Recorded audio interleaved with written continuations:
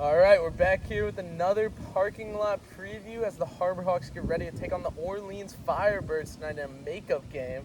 So losing an off day today, had to go out to Orleans, but doesn't matter, we get watching baseball. Not bad. Before we get to that matchup though, let's recap last night's matchup. I think it's probably one of the most exciting games the Harbor Hawks have had on the Cape so far this year. Beating the Harwich Mariners 7-6. What did we see last night, Matt? Yeah, it was a fantastic game, like you said. Definitely one of the most entertaining Harbor Hawks games so far this season. We talked to Coach about it last night. He said it was a back-and-forth game. Every time Harwich scored, we responded. And like he said, we just did it one more time, and that's how we came away with the victory. So it was a really awesome game.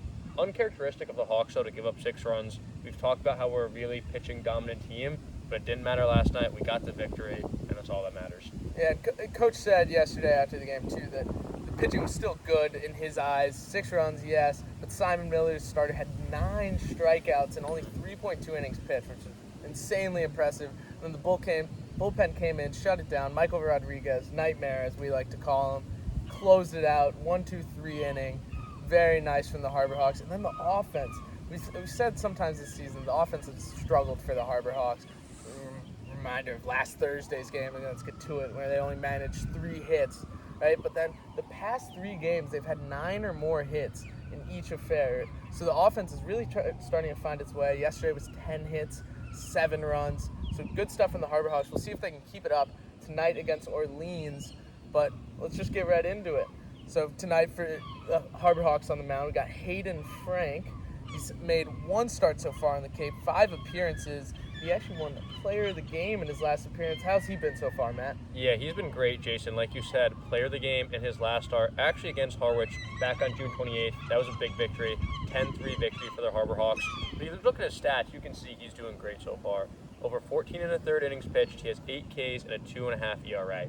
So that's good stuff. That's something, that 2.5 ERA, you love that out of a starter. If he goes out, he does that just again, we'll be happy with his performance. Yeah, it won't be easy for the Harbor Hawks offense tonight, though. With Dylan Jacobs on the mound, righty from Stetson for the Firebirds.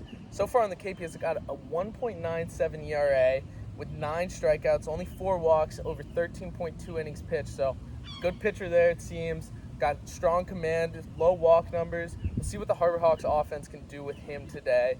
But without any further ado, let's get into our Player of the Game predictions. I'll let you go first, Matt. Yeah, Player of the Game tonight, I'm going with a guy who has struggled so far this season, but looks like he's stepping into his own, and that would be none other than Zach Earhart. He started the season 0 for 25. It was really tough. You know it stinks if you were him, and he really wanted the hit, and the guys on the team really did. The other night, though, he bunted his way on for his first of the season, and now it looks like he's starting to slowly creep up. Last night, he was 1 for 2, 3 walks, so he was on base 4 times, and not to mention, his defense has been stellar all year. Last night, he threw a guy out trying to stretch a run around third and get home. Threw a cannon right to Donay, put the tag down. Awesome play. And he's made some great catches all year, last night included.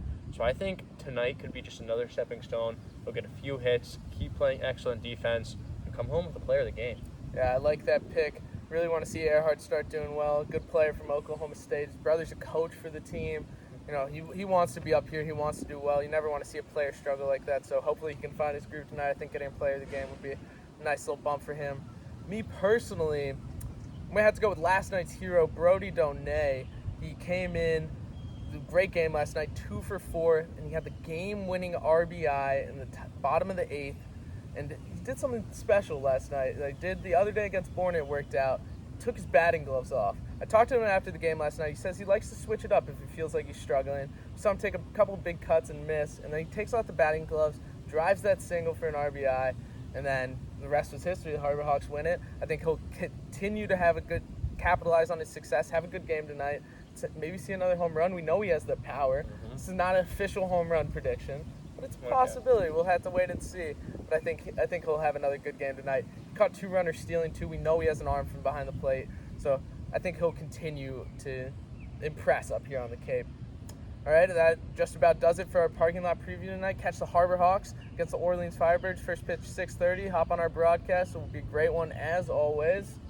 That does it for us here in the parking lot. I'm Jason Boué, Matt Coates. See y'all later. Go Hawks. Go Hawks.